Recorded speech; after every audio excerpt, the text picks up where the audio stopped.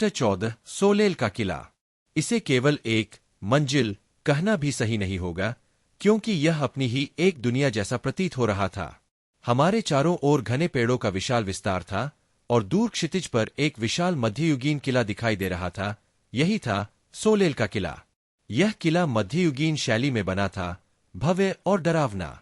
इसके भीतर 100 से अधिक रैंक के राक्षस बसे हुए थे और उनमें सबसे भयानक एक विशाल टाइटन हमारा इंतजार कर रहा था। राजीव आगे बढ़ते हुए बोला, जब वह दरवाजा खुलेगा तो हमारे सामने 10 रैंक के राक्षस होंगे। ये राक्षस बेहद कठोर पत्थर जैसे शरीर वाले हैं, जिन्हें तोड़ने के लिए भारी नुकसान पहुंचाने वाली शक्ति की जरूरत होगी। हमें किले के मुख्य हाल तक पहुंचने के लिए ऐसे कई कमरों से होकर गुजरना होगा, जिनमें ये मूर्तियों जैसे राक्षस खड़े होंगे। मैं दीना और स्नेहा की सुरक्षा करूंगा। उसने दोनों महिला जादूगरों की ओर इशारा किया, फिर बोला, और तुम दोनों। उसने उन 2 योद्धाओं की ओर देखा जिनके हाथों में बड़े बड़े ढाल थे। रिया और आरव की रक्षा करोगे। कोई गलती मत करना। आत्मविश्वास रखो और वार करते समय हिचको मत, सीधा मारो। बाकी सभी ने सिर हिलाकर हामी भरी और हम किले के प्रवेश द्वार तक पहुंच गए। दरवाजा खुला। अंदर एक विशाल कक्ष था, जहां 10 सुनहरे रंग की 3 मीटर ऊंची मूर्तियां खड़ी थीं। जैसे ही हम अंदर पहुंचे, उन मूर्तियों ने अपनी खाली आंखें खोली और जीवित हो उठीं। वे फैलकर अर्धवृत्ताकार गठन में हमारी ओर दौड़ पड़ी। राजीव सबसे पहले आगे बढ़ा। उसके पीछे दीना और स्नेहा अपने मंत्र तैयार करते हुए चल रही थीं। दोनों टैंक, योद्धा, रिया और मेरी दिशा में बढ़े और जल्द ही वे मूर्तियों से भिड़ गए। मैंने फ्लेम्स ऑफ टॉर्मेंट जादू का प्रयोग किया, आग को घुमाकर एक जलती हुई डिस्क में बदला और एक मूर्ति के सिर पर दे मारी। सिर तुरंत चकनाचूर हो गया।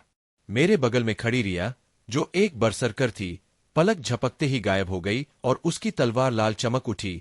उसने दूसरी मूर्ति को एक ही वार में 2 टुकड़ों में बांट दिया। राजीव की ओर देखा तो उसके क्षेत्र में 3 मूर्तियां पहले ही टूट चुकी थीं। उसके पीछे की दोनों जादूगरनियां आकाश में काले बादल बुला चुकी थीं, जिनसे गिरी बिजली ने बाकी 2 मूर्तियों के सिर फाड़ दिए। हमारी ओर अब 3 मूर्तियां बची थीं, जिन्हें टैंक अपने ढाल से पीछे धकेल रहे थे। रिया ने पीछे हटते हुए अपनी तलवार क्षैतिज दिशा में घुमाई। एक तेज रोशनी निकली जिसने 2 मूर्तियों को चूर चूर कर दिया। मैंने अपनी आग की डिस्क को फिर नियंत्रित किया और आखिरी मूर्ति के सिर पर मारी। वह भी बिखर गई। लड़ाई का यह पहला चरण था, लेकिन हमारी टीम का तालमेल प्रभावशाली लग रहा था। सभी ने थोड़ी देर आराम किया। मैंने भी आंखें बंद कर ली, यह दिखाने के लिए कि मैंने भी बहुत ऊर्जा खर्च की है। इस बीच मैंने aura of haste, life essence और रिजनरेशन जैसी सहायक शक्तियां सक्रिय की। शरीर में एक सुकून भरी गर्मी दौड़ गई, जैसे किसी ने बेहद शानदार मसाज दी हो। हालांकि मैं घायल नहीं था, पर यह जादू राहत देने में अद्भुत था। लगभग 10 मिनट बाद सब उठे और अगला कक्ष खोला गया। इस बार 11 मूर्तियां थीं।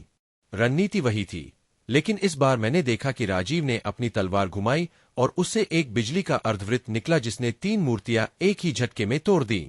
उसके साथ दीना और स्नेहा ने फिर बिजली की वर्षा कर दी, जिससे बाकी मूर्तियां टूट गईं। हमारी टीम का तालमेल और भी निखर गया। दोनों टैंक मूर्तियों को पास आने से रोकते रहे, जबकि रिया आगे पीछे दौड़ती रही, कभी कभी अपनी तलवार से रोशनी की वक्रधारा निकालती जो मूर्तियों को चकनाचूर कर देती। मैंने अपनी आग को अलग अलग रूपों में ढाला, कभी जलती हुई घूमती डिस्क, तो कभी पतली लपट की रस्सी जो मूर्ति के सिर पर लिपटकर उसे विस्फोट से उड़ा देती। कई कमरे साफ करने के बाद जब हम 10वें कमरे में पहुंचे, वहां 19 मूर्तियां थीं। अब लड़ाई कठिन हो गई। कुछ मूर्तियां टैंकों को चकमा देकर मेरी ओर दौड़ी। मैंने तुरंत आग की लपटों को बेसबॉल बैट की तरह घुमाकर उन्हें पीछे धकेला। रिया कुछ सेकंड में वापस आई और उन्हें समाप्त कर दिया। कई लोग जख्मी हुए, पर कोई मरा नहीं। राजीव ने अपनी तरफ के जादूगरों की रक्षा की और किसी भी मूर्ति को उनके पास तक नहीं पहुंचने दिया। इसके बाद के कमरे और भी कठिन थे। हर कमरे में 20 मूर्तियां और हर बार सावधानी बरतनी पड़ती ताकि हम अगले युद्ध के लिए पूरी तरह तैयार रहें। आखिरकार जब हम 19वें कमरे तक पहुंचे तो माहौल गंभीर हो गया। कमरे के आगे एक लंबा सुनहरा दरवाजा था। यही था सोलेल का किला का बॉस कमरा। इस कमरे में एक टाइटन के साथ 10 मूर्तियां उसकी रक्षा में खड़ी थीं। यहीं अधिकतर शिकारी मारे जाते थे। अगर कोई शक्तिशाली व्यक्ति बॉस को रोक नहीं पाता तो बाकी सदस्यों को मौका ही नहीं मिलता। राजीव ने सबको बुलाया और हमेशा की तरह मेरी ओर घूरा। पिछले कई घंटों से वह ऐसा ही करता आ रहा था। मैंने अब तक लगभग सभी शक्तियां छिपा रखी थीं, सिर्फ फ्लेम्स ऑफ टॉर्मेंट का इस्तेमाल किया था। शायद इसलिए वह मुझसे खिन्न था या मुझे कम आंक रहा था, जो मेरे लिए फायदेमंद था।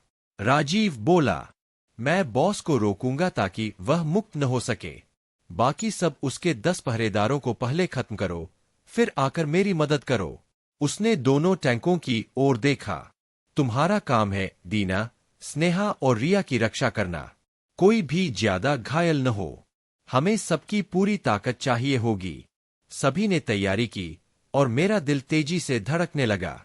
अब वह पल आ गया था, उस टाइटन से आमना सामना जिसने अनगिनत शिकारियों की जान ली थी। हमने ऊर्जा पुनः भरी और फिर एक साथ आगे बढ़े।